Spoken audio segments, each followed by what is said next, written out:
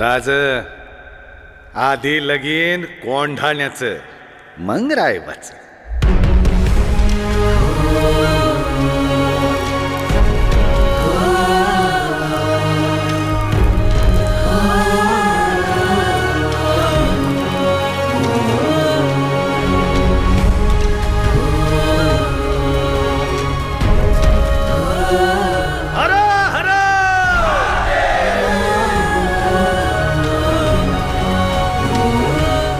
बलिवलत राज. या तान्हा,